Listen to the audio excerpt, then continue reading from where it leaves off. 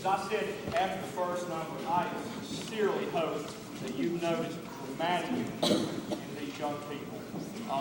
They've progressed from beginning neophytes to just very, very fine young musicians. We've got a long way to go before we're anywhere close to as good as we can do. But thus is the nature of youngsters, and thus is the nature of getting better every day of your life. And I'm a firm believer that if you don't try to improve every day, you just go ahead and give it up because you stop living. I've told them this, and I'm going to tell you this. This band has it in them to be about as good as they want to be next year. It's going to be up to them. You know, I hope that they will come back in the fall revved up, ready to go, and ready to push me. I am eager and ready for that challenge. There's a tremendous amount of talent sitting on this stage, but it takes practice both in the band room and at home, and that's where I need your help and your support. So don't let the instrument collect too much dust over the summer, and sometime around the 1st of August, remind them that it's coming up and that they're about to become a part of something very, very special here in Caldwell County, and that's the 8th grade band. So I hope that you will encourage them to practice a little over the summer and a lot in August and a whole lot next year. For you parents who will be returning, we'll see you sometime in December for the Christmas program. We do not have a date scheduled yet, obviously, but they'll come home with a schedule for the entire year, probably the first or second week of school, so they'll know the whole year schedule pretty early. I'd like to introduce my good friend, who is the associate pastor at the First United Methodist Church, Reverend Larry Staples, who is going to do the narration for us in our final number called Careless Clyde, the Crazy Composer. At the conclusion of this number, there'll be a very brief break while we swap bands out, and we'll get started again with the 8th grade performance. So this is Reverend Staples, the William Lenoir 7th grade band, and Careless Clyde.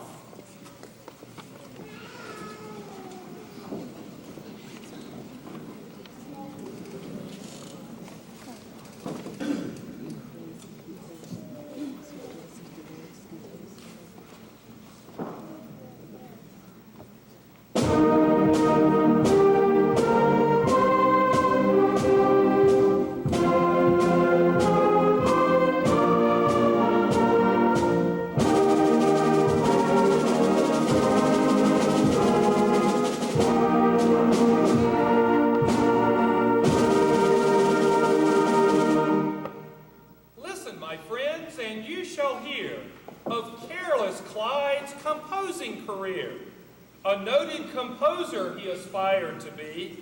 Diligent, driving, determined was he. Struggling, striving, studying too. But careless Clyde was doomed all through. Abroad he went to learn to write. Each foreign prof approached him with fright. For with intelligence lacking and a low IQ, there's not much any teacher can do. But on and on he did persevere, so intent was he on a music career. But this musical man became full of woe, for when he arranged notes all in a row, desperate he was and dejected too, when just one melody would creep into view. Strangely enough, whatever he tried, the notes made the same tune. Poor Clyde sighed.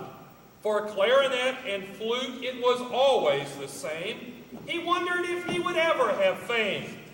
Now let us hear this attempted air. It concerns that Reuben and Rachel pair.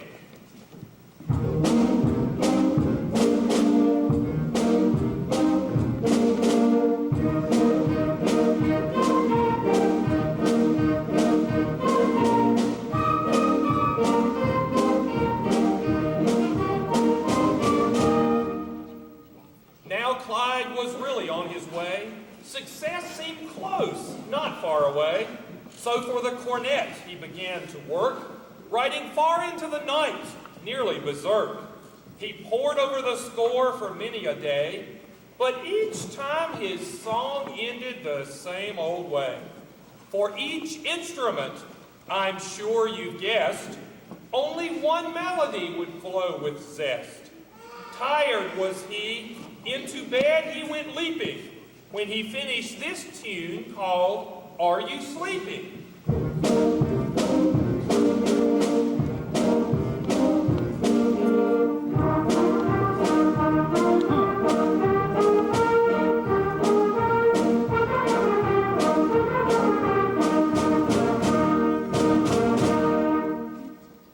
Near the top, Clyde thought he'd surely arrive, but for the trombones, again he strived. This time he tried to vary the theme. Alas, it was the same old scheme. And fail he did, he was in trouble. And for poor Clyde, burst was his bubble. The song this time, I'm sure you know it, about a boat and how to row it.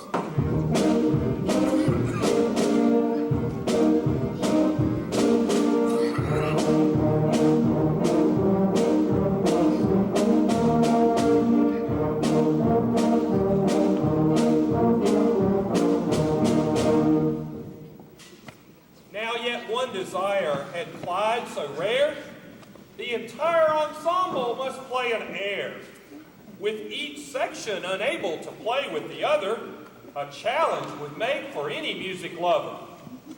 But this event would make Clyde content, so he did push and squeeze and not relent, to have them play together, each his own tune, for most composers would take many a moon. But undaunted, Clyde for fame did thirst, and put cornet and trombones together first.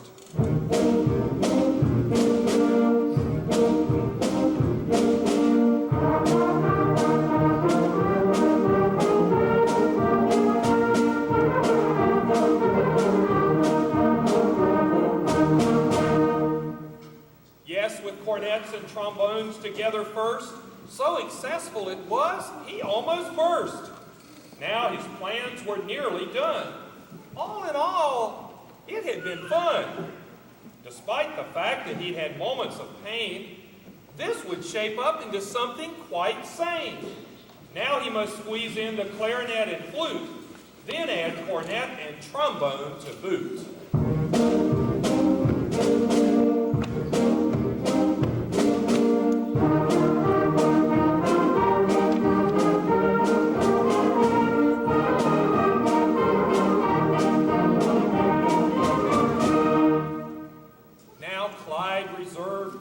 Hall in advance. A world premiere would be a perfect chance for fame and fortune. Say, wait a minute.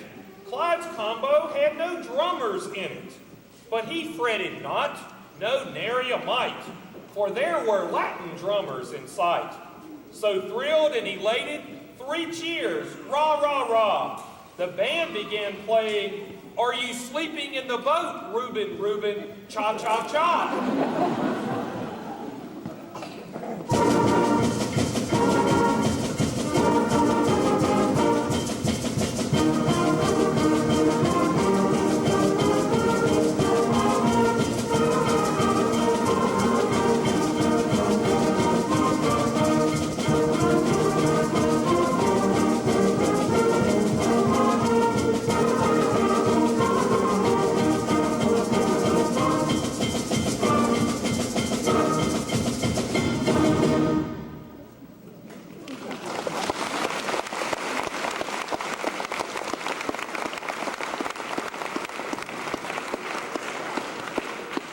Excited Clyde was. He had reason to be. The critics would hail him, he waited to see. The reviews acclaiming him as something torrid. But the reverse was true. They said he was horrid.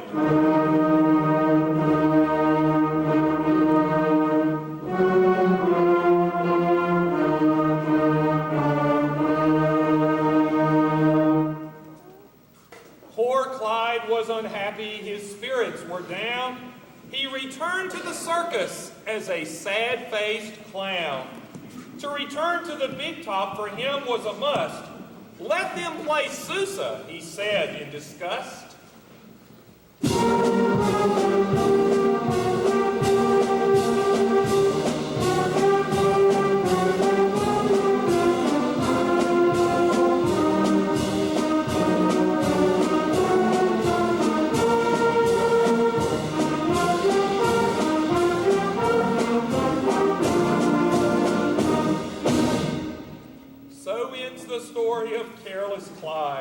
a clown turned composer, my friend.